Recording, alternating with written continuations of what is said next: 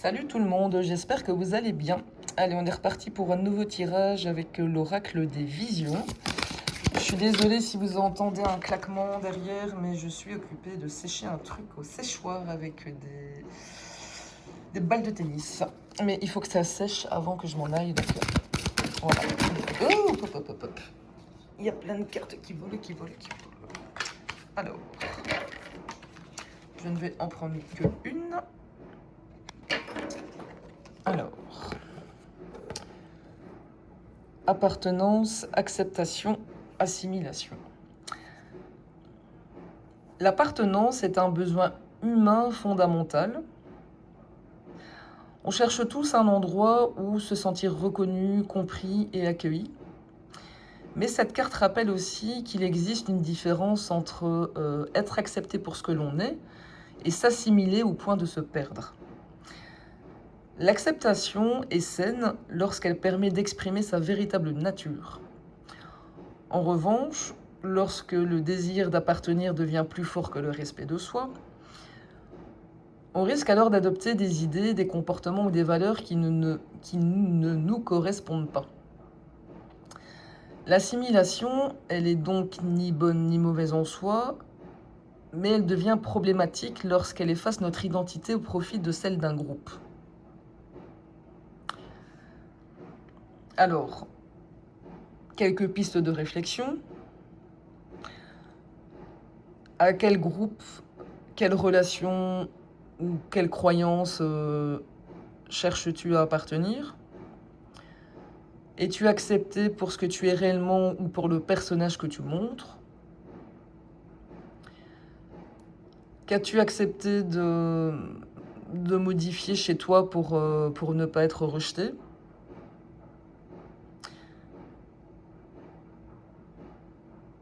L'appartenance que tu cherches nourrit-elle ton identité ou est-ce qu'elle t'étouffe?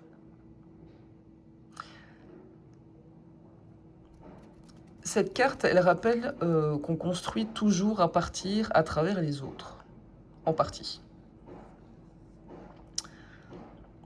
Personne ne devient lui-même totalement seul, mais le véritable défi consiste à trouver un équilibre, c'est s'intégrer sans disparaître.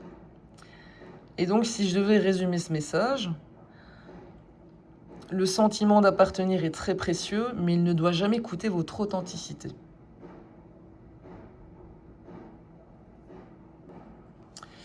À quoi cherches-tu à appartenir?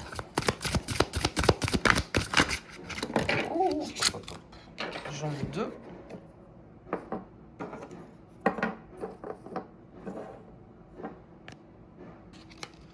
Alors ici, on a la carte créativité, imagination. Et celle-ci, connexion, rassembler les pièces et arriver aux conclusions. Et on a celle de l'appartenance. J'ai l'impression de faire une expo de peinture ici. Voilà.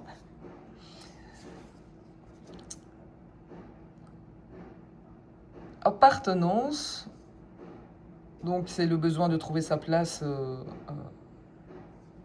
mais aussi ne pas forcément se conformer. La créativité, imagination, parfois la place qu'on cherche n'existe pas encore. Elle demande d'imaginer une autre manière d'être, de vivre ou de penser. La créativité n'est pas uniquement réservée aux artistes, mais c'est aussi la capacité à inventer sa propre voix. Avec la carte connexion, rassembler les pièces et arriver aux conclusions, en prenant du recul, on relie les expériences, les rencontres, les épreuves, et ce qui semblait décousu révèle en fait une cohérence. La compréhension naît lorsque les pièces du puzzle trouvent enfin leur place. Et donc notre identité est-elle quelque chose que nous découvrons ou quelque chose que nous créons avant d'en comprendre le sens?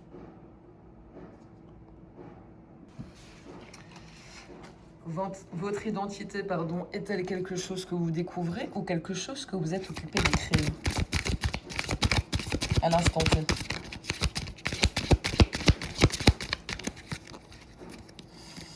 Donc il s'est retourné. Hop.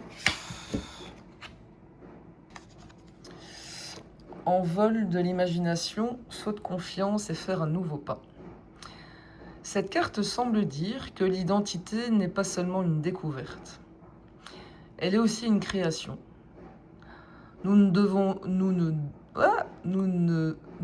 pas nous-mêmes, en attendant une révélation, mais en osant faire des choix dont on ne connaît pas encore l'issue. Le saut de la confiance évoque ce moment où on cesse d'attendre toutes les garanties avant d'agir. Parfois, il faut avancer sans certitude pour découvrir une facette de soi qui ne pouvait apparaître autrement. L'envol de l'imagination, ça rappelle qu'on a la capacité de nous projeter vers un avenir différent. Imaginer une autre vision de soi n'est pas forcément mentir, c'est ouvrir le champ des possibles. Et faire un nouveau pas, ça montre que l'identité ne se construit que dans l'action. Chaque décision, même imparfaite, nous transforme. Et si vous ne découvriez... Non, ça va pas comme question. C'est pas grave. Et si vous veniez à découvrir qui vous êtes, qu'après avoir osé devenir quelqu'un que vous n'avez encore jamais été. Après, je vais passer à un autre jeu. Hop. Je vais la mettre ici. Materner et prendre soin des autres. Ça, c'est une carte qui suggère que notre identité se révèle aussi dans notre manière d'être en relation avec les autres. C'est pas seulement ce qu'on peut penser de nous qui nous définit, mais aussi la façon dont nous prenons soin, soutenons et accompagnons. Mais ici, elle invite quand même à une réflexion beaucoup plus nuancée. Est-ce que prendre soin des autres est un choix libre ou une identité que l'on a fini par adopter? C'est pas grave, je suis pas encore bien réveillée. Qui prend soin de celui ou celle qui prend toujours soin des autres? Et est-ce qu'on peut construire son identité uniquement à travers ce que l'on apporte aux autres? Et ici, la carte, elle pose quand même une question essentielle. Sommes-nous vraiment nous-mêmes lorsqu'on se donne aux autres, ou est-ce qu'on risque parfois de nous oublier en chemin? Et là, je crois qu'on connaît à peu près tous et toute la réponse. En fait, le fait de materner peut être une belle expression, mais chez certaines personnes, une manière de chercher sa place, c'est d'être aimé ou de se rendre indispensable.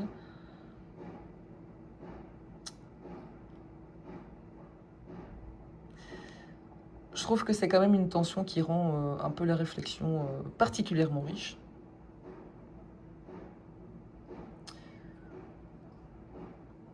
Je ne sais pas si vous avez un jour vécu ça dans votre vie, étant ado ou peut-être enfant.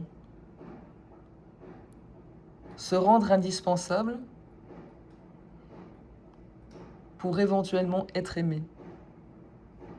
Je vous laisse réfléchir là-dessus. On va continuer. Alors, qu'est-ce que je vais prendre? Je vais prendre le tarot. Hop. Et je vais bouger mes chevalets. Je vais faire un peu de place. Hop. Pardon. Quelle est la plus grande illusion qu'on entretient par rapport à notre identité?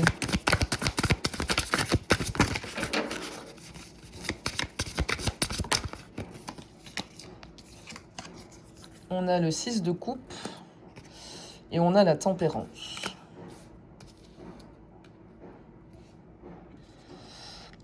Alors ici, le 6 de coupe et la tempérance, ça ne parle pas forcément d'un mensonge conscient, mais ça parle plutôt d'une illusion douce et presque rassurante. Le 6 de coupe, ça ramène au passé, à l'enfance, aux souvenirs, à ce qu'on nous a transmis. Et ici, lui, il pose une question essentielle.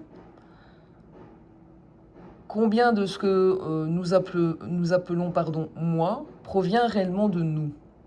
Et combien provient de notre histoire? Nous avons souvent l'illusion que notre identité est figée depuis toujours, alors qu'elle est en partie le résultat de notre éducation, de nos expériences et des rôles que nous avons appris à jouer. La tempérance, elle vient nuancer cette vision. Elle montre que l'identité n'est pas un bloc immuable. C'est un équilibre qui est en perpétuelle évolution. Notre identité se transforme au fil des rencontres, des remises en question et des expériences. En fait, on est un peu comme un mélange de ce que nous avons été, de ce que nous sommes et de ce que nous choisissons de devenir. Et si la plus grande illusion était de croire que notre identité est quelque chose de fixe, alors qu'en réalité, elle est un équilibre qui se réinvente sans cesse.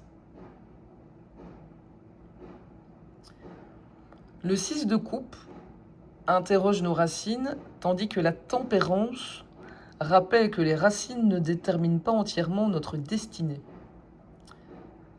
Notre identité n'est ni totalement héritée, ni totalement inventée. En fait, elle se construit dans un dialogue permanent entre le passé et le présent.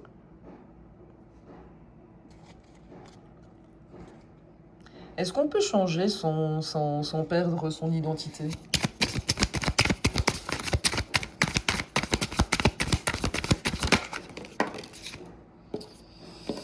Alors, le soleil inversé. Ça, c'est rare quand il est inversé. Et j'ai la carte de la force.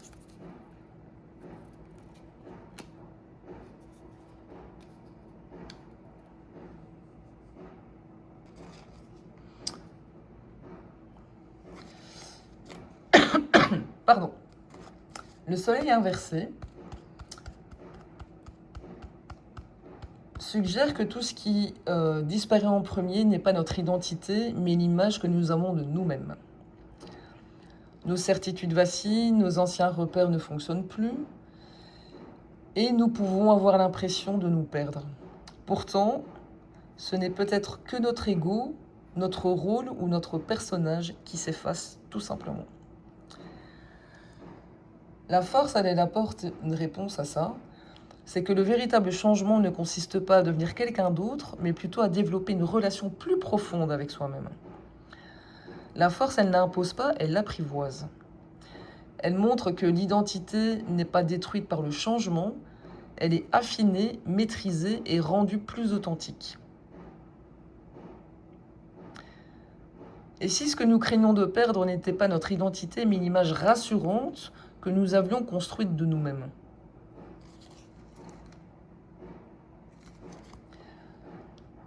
On peut changer sans perdre son identité, mais à condition d'accepter de perdre l'illusion de savoir exactement qui l'on est. Et c'est cette distinction entre l'identité profonde et l'image de soi qui rend ici ces cartes particulièrement riches, philosophiquement, je trouve. Ok. Mais que reste-t-il de nous lorsque tous nos rôles disparaissent? J'aurais dû boire un deuxième café. C'est pas grave. Alors, qu'est-ce qui reste de nous? Eh bien, il reste le valet d'épée.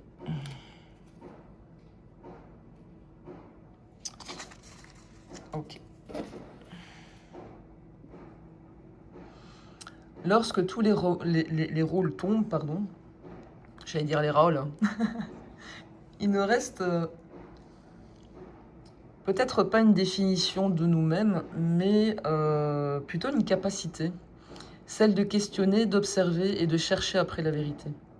Un valet d'épée, c'est curieux. Il refuse les réponses toutes faites, il est prêt à remettre en question ses croyances, y compris celles qu'il entretenait sur lui-même. Et si notre véritable identité n'était pas une réponse, mais notre manière de poser des questions? Autrement dit, ce qui demeure quand les masques quand les masques tombent, pardon, ce n'est pas forcément une personnalité figée, mais une conscience capable d'apprendre, de douter, de discerner et d'évoluer. Et peut-être que le cœur de notre identité n'est pas ce que nous savons de nous-mêmes, mais notre capacité à continuer à chercher qui nous sommes.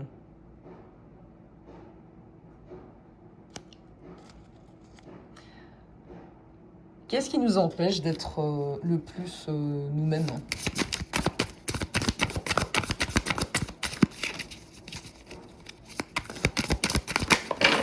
Oula. Il y en a beaucoup trop, donc je vais prendre juste celle-là. Un as de coupe.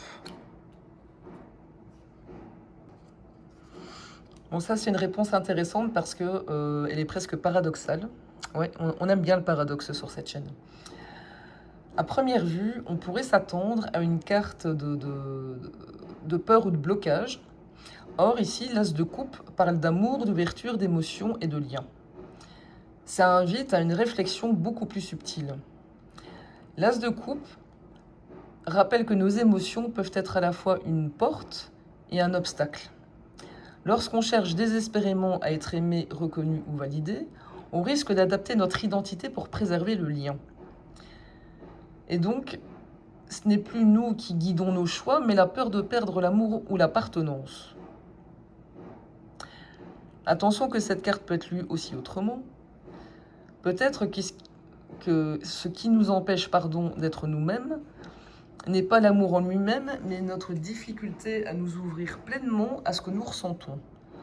En refusant certaines émotions, on refuse aussi une partie de nous-mêmes. Et là, je vais vous poser une question qui va inviter chacun et chacune d'entre vous. Notez-la si vous le souhaitez. Est-ce que nous cherchons à être aimés pour ce que nous sommes, ou est-ce que nous sommes devenus ce que nous pensions devoir être pour être aimés?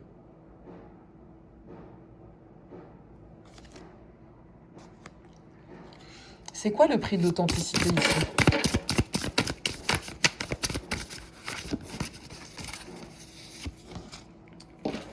Alors, j'en ai 3. J'ai la justice, j'ai l'as d'épée et j'ai le 9 d'épée inversé.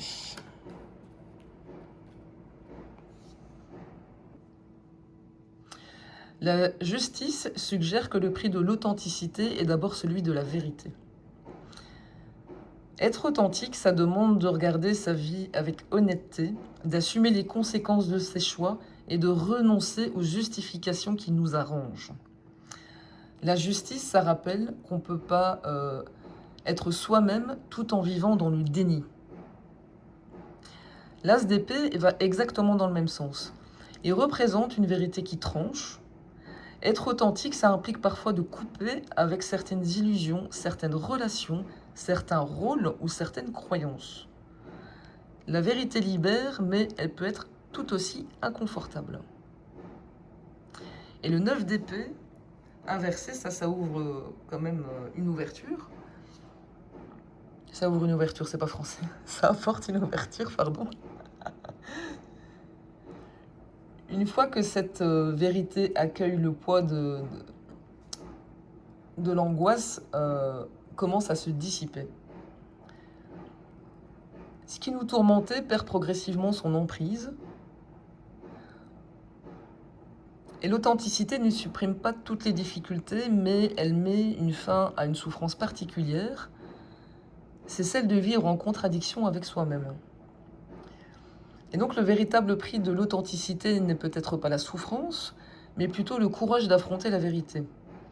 Et la récompense, c'est souvent la fin d'une souffrance qu'on entretenait en nous cachant à nous-mêmes. Qu'est-ce qui vous fait le plus peur? Découvrir la vérité sur vous-même ou continuer à vivre sans elle? Je vous laisse de nouveau méditer sur cette question.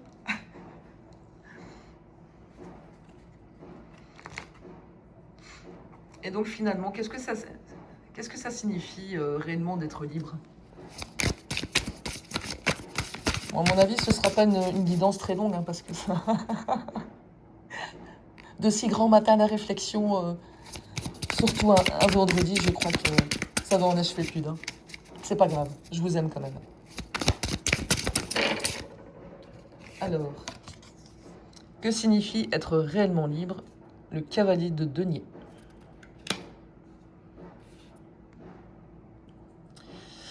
Ici, notre petit cavalier de denier nous dit que la liberté n'est pas l'absence de contraintes, c'est la capacité à avancer de manière consciente, stable et fidèle à ses valeurs, même quand le chemin paraît très long. C'est une carte qui remet en question une croyance assez fréquente. On associe souvent la liberté à la spontanéité ou à l'absence d'engagement. Or, le cavalier de denier montre qu'une personne libre est aussi une personne capable de tenir ses engagements, de persévérer et de construire patiemment ce qui compte pour elle. Et ici, moi, je trouve que ça soulève une idée quand même assez forte. C'est que la véritable liberté n'est peut-être pas de pouvoir choisir n'importe quel chemin, mais de pouvoir poursuivre celui qu'on a choisi sans être esclave de ses impulsions, de ses peurs ou du regard des autres.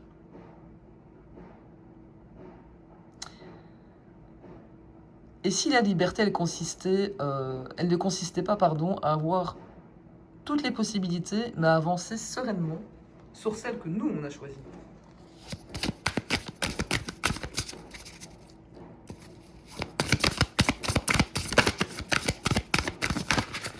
Hop, hop, hop, hop, hop, hop. Il y en a 3, je vais les prendre. Alors, on a une reine de coupe, on a un 8 de coupe et un 2 de denier. Ok.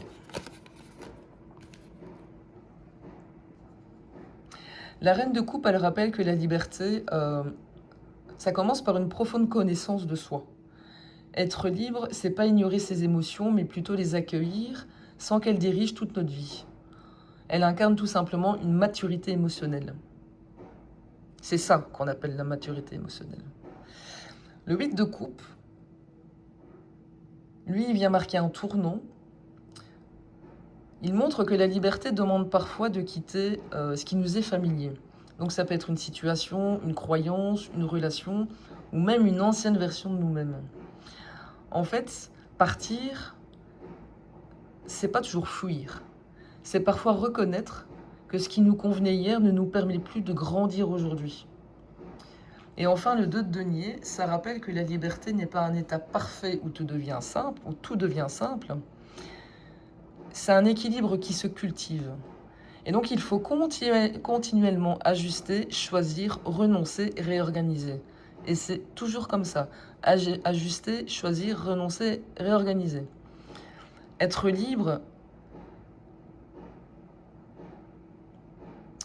comment je vais dire, savoir cette capacité de danser avec les changements de la vie sans perdre son centre.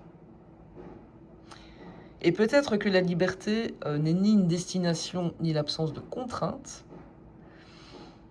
C'est la capacité d'écouter ce qui est profondément juste pour soi, d'avoir le courage de quitter ce qui ne nous ressemble plus, et puis de réinventer chaque jour un équilibre fidèle à nos valeurs.